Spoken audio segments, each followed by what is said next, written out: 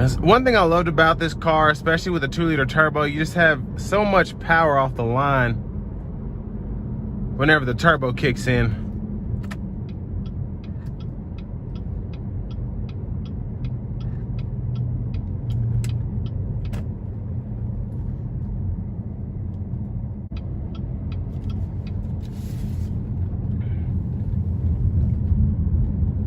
Gonna give it a little throttle here.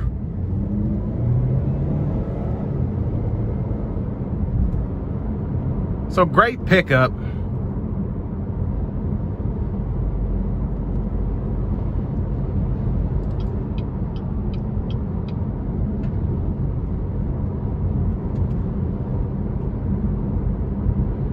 And just a really smooth ride coming down this stretch of road.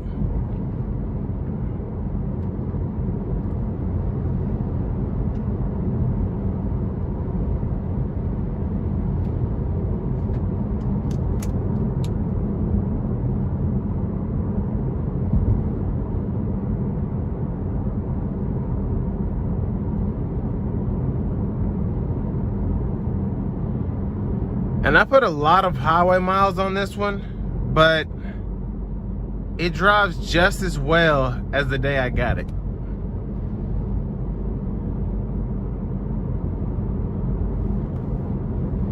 And I had buyer's remorse. I still have a little bit of buyer's remorse from getting the Tesla I have now, because I just loved every single thing about this car.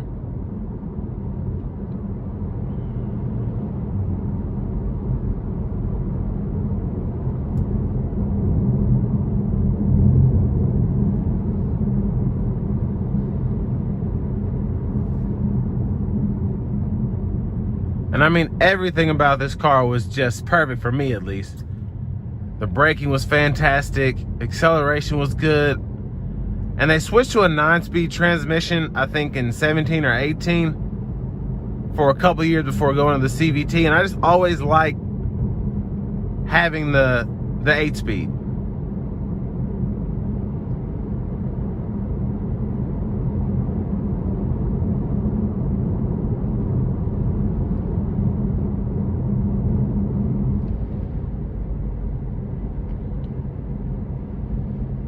And another thing this car was good at was just keeping the wind noise to a minimum. It is super windy out today, and I can hear the wind, but the glass does a good job at just muffling it ever so perfectly.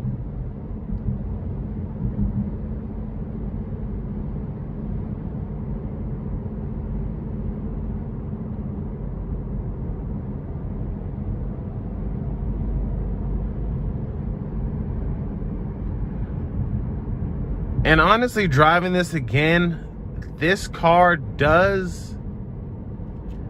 it rides better than my Tesla does, in my personal opinion, even though this has 19-inch wheels. I'm gonna give it some throttle here.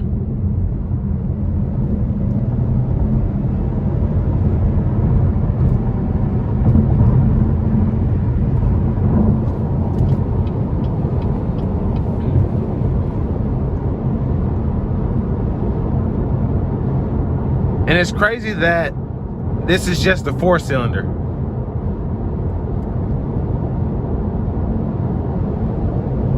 And honestly, this was always enough power for me for whatever I needed.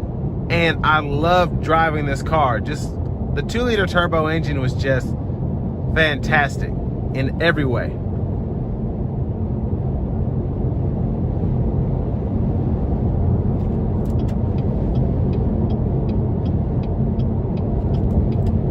And I mean, the lane keep assist was honestly the best lane keep system that I've used that isn't semi-autonomous. It just pings you back and forth, but before you actually get outside of the lines.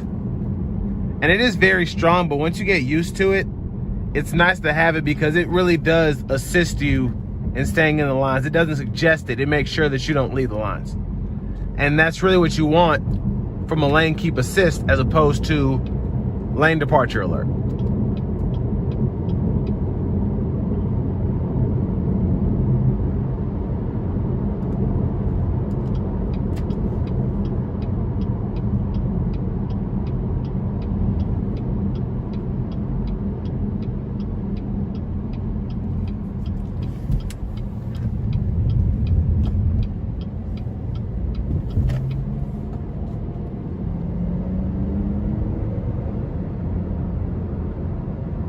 But just a great driving car. I can't say that enough.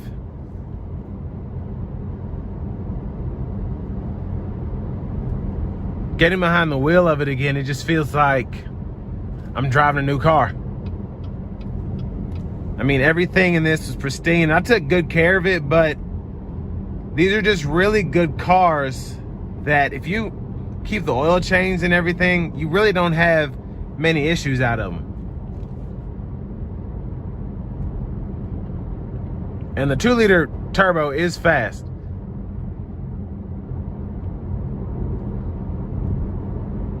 But I was driving probably 50 miles either way from my house to my job, and I was averaging about 32 miles to the gallon at least every day.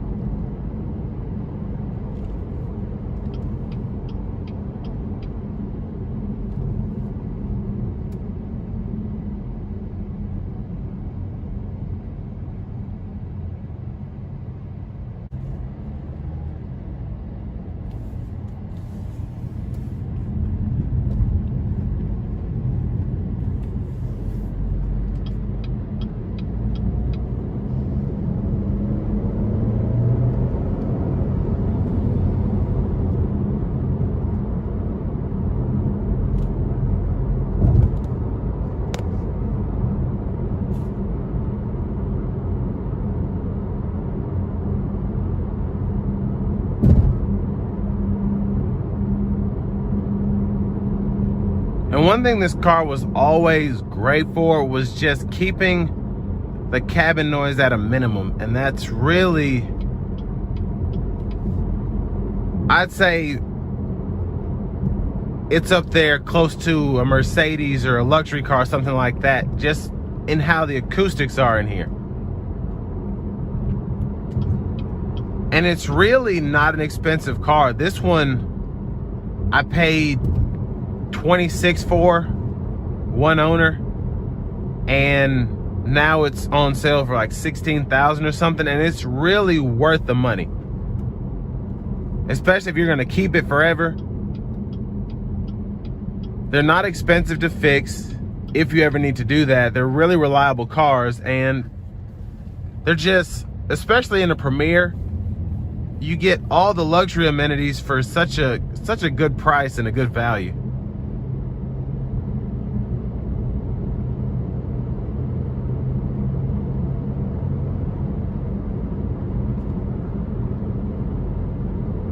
With all that said, this is going to bring me an end to the review of the 2016 Chevy Malibu Premier.